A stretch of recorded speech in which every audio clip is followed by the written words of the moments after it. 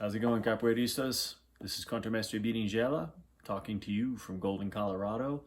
Downstairs in the dad cave. It's after bedtime. Everybody's all tucked in. And take a little time and practice Bento, Grande de Regional, Mestre Bimba's rhythm. I'm going to show you the basic rhythm as I learned it, the way that I teach it. I'll spend a little bit of time on variations. Then I'm going to get into some specific Berimbau playing techniques that I find really helpful. Here we go.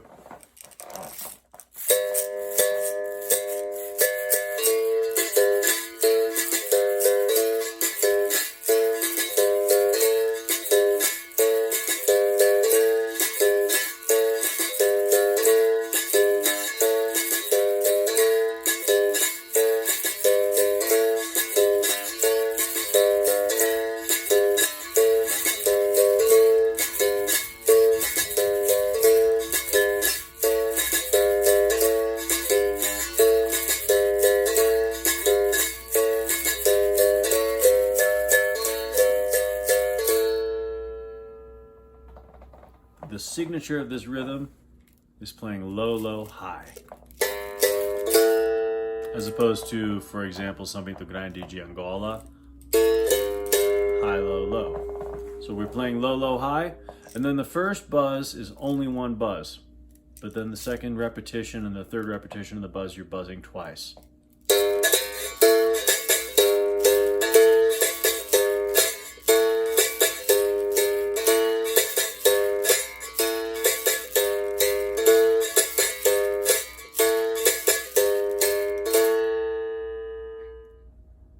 Another approach to playing Bento Grande Regional is playing in 4 phases. Sounds like this.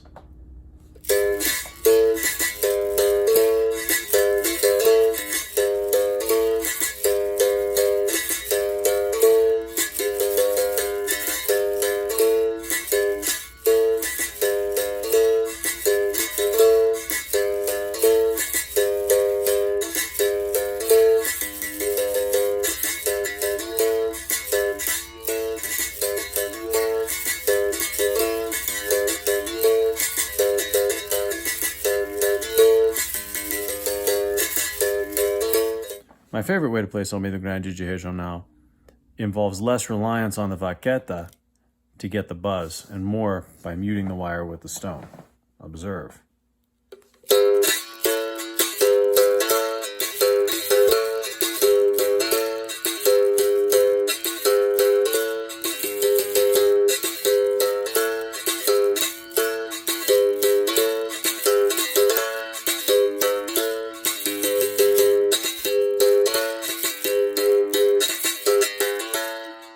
One thing that I find really helpful playing Berimbau is not necessary to take the stone very far off the arame. In fact, it's really not desirable. If the stone makes contact with the verga, it's going to distort the sound. Listen. You hear that kind of growl coming out of the cabasa? I do. In any case, what I learned is that you only need to take the stone just off the wire, just a millimeter or less. I like to say a squigillimeter. That's all that's necessary to let the wire vibrate.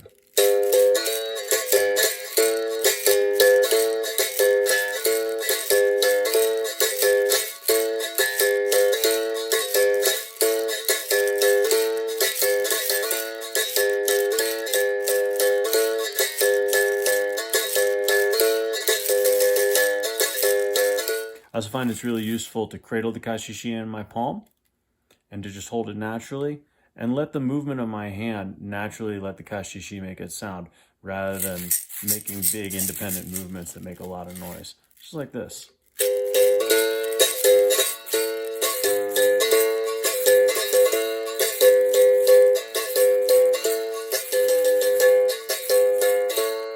That way the kashishi complements the Berimbau rather than competing with the sound of the stone buzzing on the wire. I think it's also really good to open the cabasa when you're making your tones and close it when you're making your buzzes.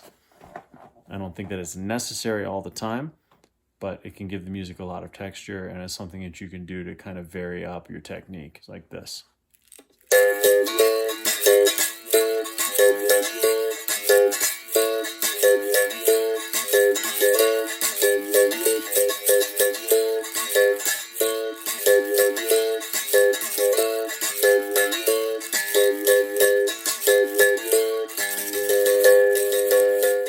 last real technical detail to cover is about the right arm. There's 3 techniques that I use in my right arm to get the maximum quality sound for my berimbau. I like to call it throwing the dart. That is, I have this wrist movement, forward reaching wrist movement, but I'm keeping the vaqueta parallel to the floor, just like when you're throwing a dart. If you're throwing darts and you toss like that, the tip of the dart goes down and it hits the floor. You want it to hit the target, so keep the vaqueta parallel to the ground. The second thing is swinging the gate. My wrist is turning and the vaqueta is moving like the top of a gate, swinging.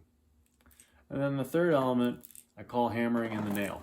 So I'm really using my whole arm. I don't want to just isolate my elbow, but I want to use my whole arm when I'm playing the instrument. All right, so now I'm going to be combining all of these different techniques.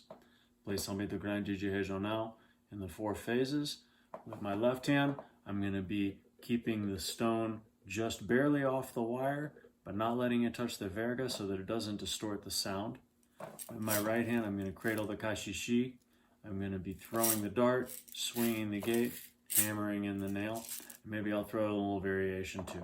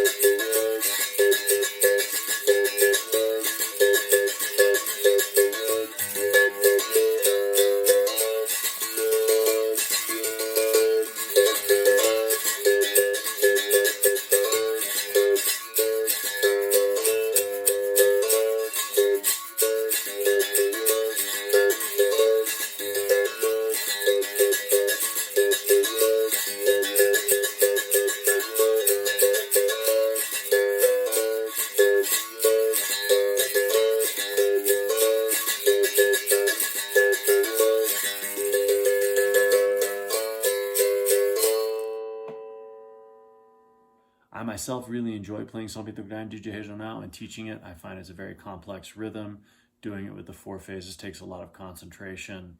I enjoy playing variations over it, and also I find that the way that I play it gives me variations that complement other rhythms that I enjoy playing.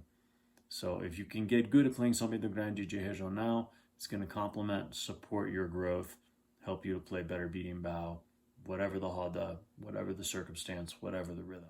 Well, since we have a little time on our hands, I'm going to show you guys a couple of variations that I enjoy playing for practice. I find them useful for refining my technique, and then the variations also plug into different rhythms that we play in the roda sometimes. So, I'll play, you do your best to copy me.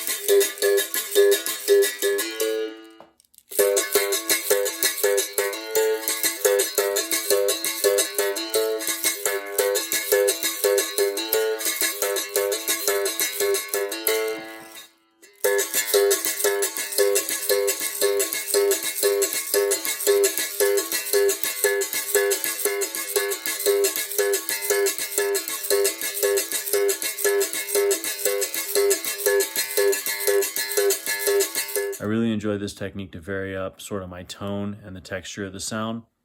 It involves changing the part of the vaqueta that is going to be striking on the arame. The tip of the vaqueta is going to give you a louder, clearer tone, whereas the center of the vaqueta will give you a more muted tone. And you get a similar effect by going higher and lower.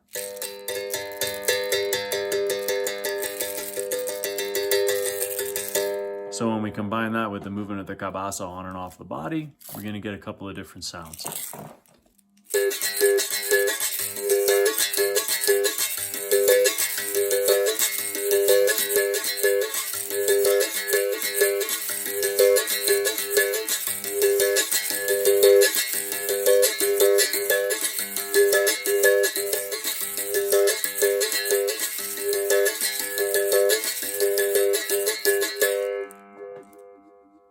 To gain really good control over the quality of the buzzes and the clarity of the tones and the articulation between the two, I find it really helpful to do this pattern.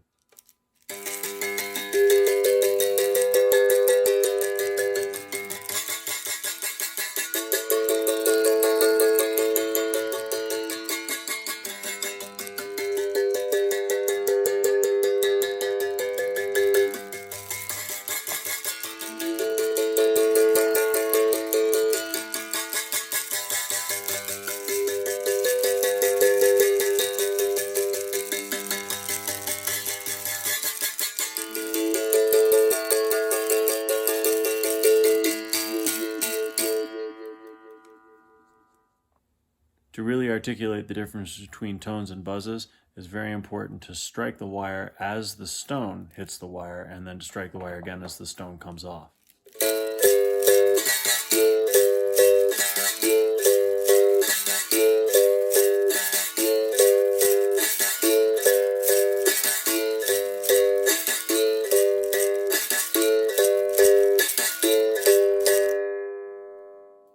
As opposed to having the stone and the vaqueta striking the wire at different times.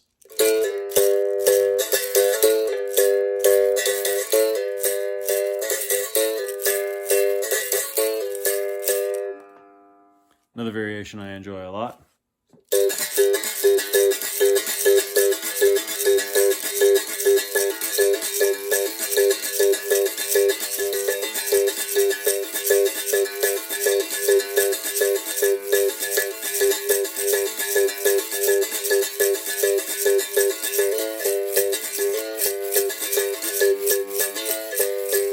To really build control over your buzz, good to be able to mute the wire from the low note.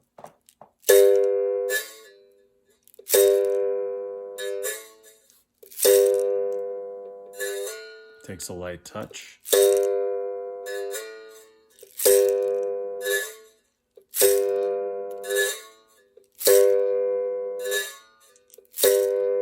Then once you've got that delicate touch down, you can start to use that technique to enhance your other rhythms.